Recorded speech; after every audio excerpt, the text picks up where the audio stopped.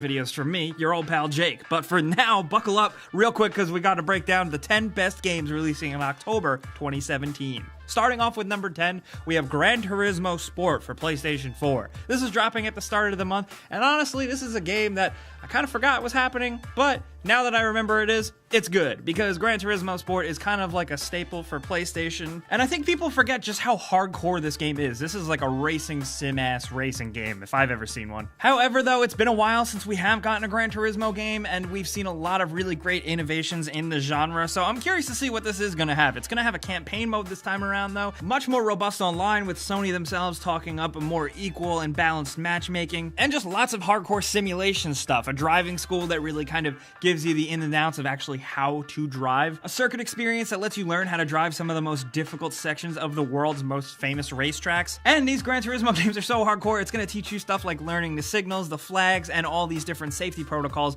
when racing. So if you want that, if you want a really, really deep racing experience, hopefully Gran Turismo Sport lives up to its name. But at number 9, we have Fire Emblem Warriors, releasing on October 20th for Nintendo Switch and 3DS. And if you're on the outside looking in, all you really need to know about this is that it's once again a Dynasty Warriors spin on a Nintendo property. Like last time merging Zelda and Dynasty Warriors to make Hyrule Warriors, I'd say that worked out pretty damn good, and Fire Emblem Warriors is shaping up to be pretty awesome too. Judging from what we have seen of it so far, it seems like it does a good job of merging gameplay elements important to both Dynasty Warriors and the very complex Fire Emblem games. The way it's set up this time around, it's a new kingdom with multiple Fire Emblem characters from different games coming into one shared universe. Think of it kind of like how they handled the mobile game Fire Emblem Heroes. It's kind of like that. But with this, it's way more killing, and you finally get to see your badass favorite Fire Emblem characters be badass. You get to play people like Corrin, Marth, Xander, and a bunch of others, and there's a lot of different things you can do. You can combine their abilities to become one devastating attack force. You can unlock new moves, use different weapons, unlock different heroes, and there's also amiibo support, and I think that's actually a big plus. It looks like a ton of fun, but we have to wait towards the end of the month, so here's hoping it lives up to both the Fire Emblem and Dynasty Warriors names. But at number 8, we have WWE 2K18, a series that, since this new generation, has kind of been remaking itself from the ground up. And 2K17 last year, I did a before you buy on it, and it seemed like it was starting to get into swing of things with way more modes. And 2K18 is going kind of to the next level with a completely new graphical engine, and something that I'm not gonna lie, I'm really excited about. The previous games you played with 6 wrestlers at once. Now you can handle up to 8 wrestlers at once in a ring. The Royal Rumble match mode has been retooled too, with like new mechanics, different finishers, and elimination sequences, and they're bringing back a carry system that we really haven't seen done very well since the late 2000s, where you can pick up a dude or drag him around and place him where you want him in a specific spot in the ring. That sounds like that's not a big deal, but that's something that's been sorely missing from this series. You could kind of set up a guy, but it just didn't work right, and now I hope they really got it right. But along with that, expect the normal sports game upgrades like a deeper character creation, the Create a Match feature from 2K14 is coming back, and a bigger and seemingly more stronger and fleshed out career mode. Wrestling games have always been guilty pleasure games of mine, so I'm really hoping that 2K18 kind of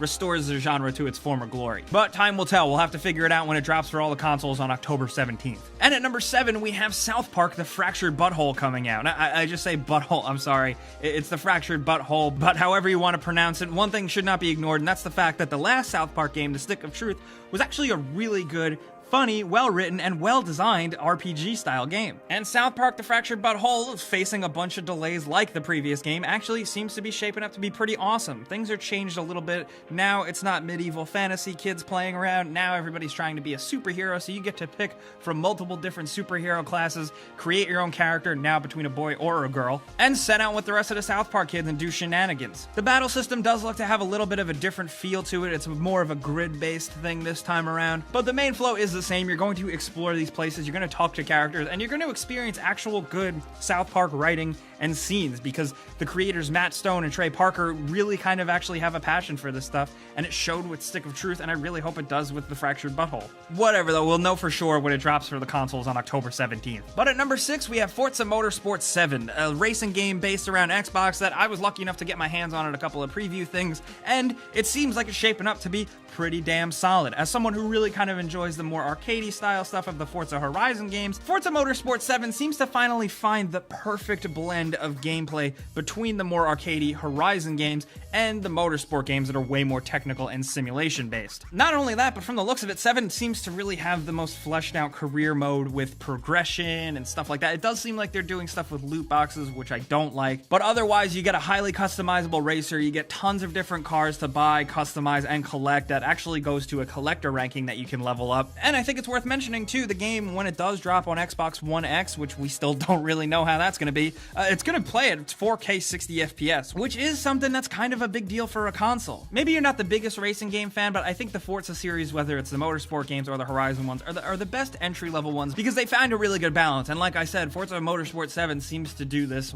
very, very well. And at number 5, we have The Evil Within 2 dropping on PC, Xbox, and PS4 with a release date of Friday the 13th, which is very okay. Good job, guys. The Evil Within 2, from what I have seen of it, does seem to be more of like a refinement type of thing. Every aspect of The Evil Within from the original has been kind of taken apart and rebuilt to create a better experience. The game looks 10 times better, the environments are a bit more open, there's a bit more to do within those environments, and combat feels a little stronger. With a game like this though, you really don't know how it's going to turn out until you play it, because The Evil Within, the first one was really weird, and first impressions were pretty bad, but the final game turned out to be pretty damn awesome. I'm very curious to see how they're going to approach it this time, seeing as the first game was such an homage to so many good horror elements. I'm excited to see if The Evil Within 2 tries to go its own way and really create its own new horror tropes. Since it is behind the mind of one of the founders of survival horror, I really hope this thing really takes survival horror to the next level, even more than the first game did. Not only that, the presentation and story, just judging from the trailers and the gameplay we have seen, looks pretty insane. The story set up this time around is the same main character, but he's trying to find his missing daughter, and the stakes just generally seem higher. But we won't really know exactly how it feels until we get our hands on it on Friday the 13th. Next up at number 4, we have Middle-earth: Shadow of War, a game that recently we've been seeing a lot of. If you guys pay attention to the online community, they've been dumping tons of stuff, lots of info about this game, and I'm very curious because the original Middle-earth: Shadow of Mordor was one of my favorite games the year it released. It was really, really awesome. It was good for Lord of the Rings fans, and it was just fun to play. Shadow of War looks like it amps everything up to 11, which may almost be too much of a good thing. Now there are so many systems going on with sieges and managing your own orcs and taking down Nemesis system enemy orcs. There is just so much going on, and when you watch a gameplay video of this, it's a lot to take in. Not to mention there has been a lot of controversy with the game having all kinds of DLC stuff that's pissing people off. But honestly, when it releases and I get my hands on it, I really just hope I get the same feeling I did when I played the first game, because it was really good to kill orcs, the combat system was strong, the world was interesting, and I hope in Shadow of War, all these new systems that they tack on top of the game doesn't detract from the experience, it just kind of makes it all stronger, you know? I'm very excited as a Lord of the Rings fan and a fan of the original game, and we don't have to wait too long for our questions to be answered because it drops on October 10th. But at number 3, we have Wolfenstein 2: The New Colossus, another game after Shadow of War that is a follow-up to one of my favorite games I played the original year of its release. Wolfenstein 2: New Colossus puts you in the shoes of BJ once again. He's kind of like reawakened from the end of the last game. I'm not going to tell you what happened. You should absolutely play it because it's a good-ass shooter, and this one looks to be the same. I have gotten my hands on this at a couple of preview things, and I will say, playing the early levels, it just seems like more Wolfenstein, which I don't think is a bad thing at all. I'm very curious to see what else the game is going to do to innovate, and it seems like here what they're really doing is amping up the story and characters. Now, the previous game, Wolfenstein: The New Order, did a really good job of towing the line between being like super serious, grim, dark, murdery, and also being kind of ridiculous and over the top and a little bit of bullshit. It towed that line perfectly, and I really, really hope that Wolfenstein 2 does the same thing. Judging from what we have seen so far, it does seem like it's going to be doing a good job. Basically, the Nazis have taken over America, and it's up to a band of rebels to fight and take it back. That just sounds like a good old-fashioned video game story if I've ever heard one, but thankfully coupled with that, there's lots of killing and shooting, which does feel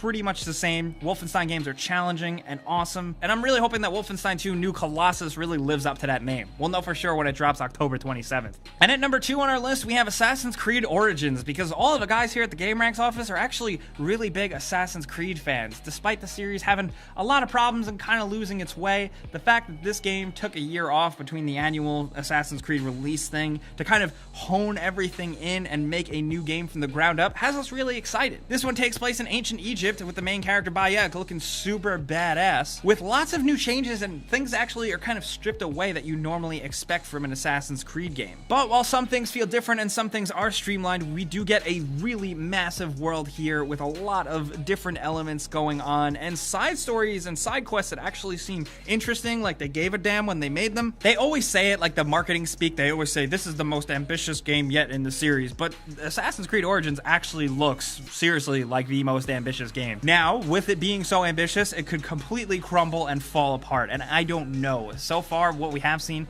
the frame rate doesn't always look so hot, but I hope the core game itself is still really fun. I don't know, what are you guys thinking? How do you feel? We'll know because this also drops at the end of the month on October 27th. But at number 1, speaking of potentially awesome games dropping on October 27th, we have Super Mario Odyssey. This is just a game that a lot of us are really looking forward to the most in October because it looks damn fantastic. We've been getting new trailers and new bits of gameplay here and there, and Super Mario Odyssey just looks like it really expands upon what we've gotten from 64, Mario Sunshine, and the Galaxy games, and kind of taking everything to a new level. It's kind of pulling a Breath of the Wild, where it's adding some conventional elements to the game that Nintendo usually doesn't go for, like now Mario's going to be customizable, which is very weird, but it also looks like a ton of fun. It's a simple game, it's a Mario game, you run around, you explore these new, bigger worlds, and you jump and you do stuff. But I don't know, I can't quite put my finger on it, but the game just looks so damn endearing, and we can't wait to get our hands on it. Those are the games we're looking forward to the most this month, but we got a couple of bonus games. Most notably, Destiny 2 is finally dropping for PC on October 24th, and I know a lot of people, a lot of PC gamers have actually been looking forward to that. We also have a game called Elix. It's like an RPG open world style game that we have talked about on previous lists before, but we're also getting the remastered Age of Empires Definitive Edition on PC and Xbox One that, as someone who did love playing those types of games, I am jumping in head first. And not only that, last but not least, if you're still looking for something to play on your 3DS, you got Mario and Luigi Superstar Saga plus Bowser's